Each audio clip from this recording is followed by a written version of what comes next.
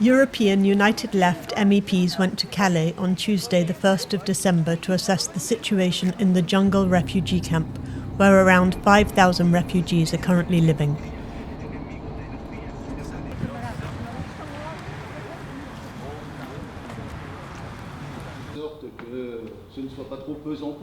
Mais vous allez sortir de là chamboulé. The Calais jungle is the nickname given to a migrant encampment in the vicinity of Calais. Conditions in the jungle are terrible. Seasoned observers report that they have not come across such deprivation in either Turkey or Lebanon.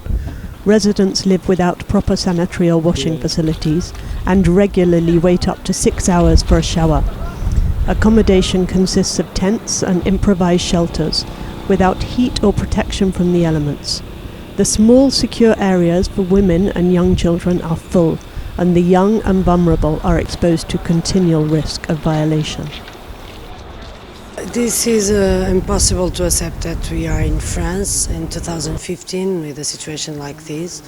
Of course, this is not acceptable neither in France nor in any part of the world, but is quite against what everyone like to say about European values and call it as the European values. So of course we need to guarantee that these people are treated with dignity and they can have access to a better life.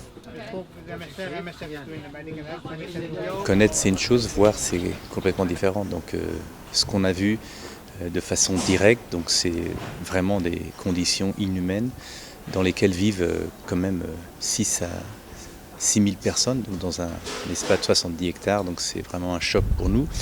Donc c'est pas une surprise, mais voir c'est quand même important et ça nous donne de la force pour pouvoir rentrer au Parlement et mettre la Commission et le Conseil devant ses responsabilités, parce que c'est pas tout de faire des beaux discours sur les migrants.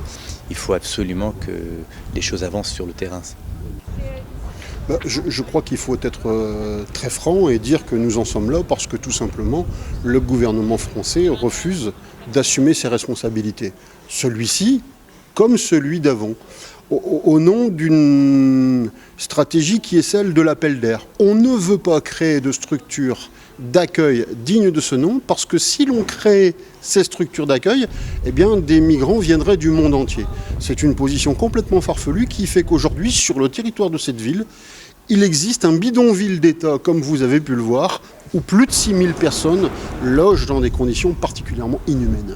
C'est tous des gens qui viennent de pays en situation de guerre, où il y a des guerres civiles, où il y a des dictatures, et qu'on ne soit pas capable de trouver une solution qui réponde à un besoin de dignité et d'humanité.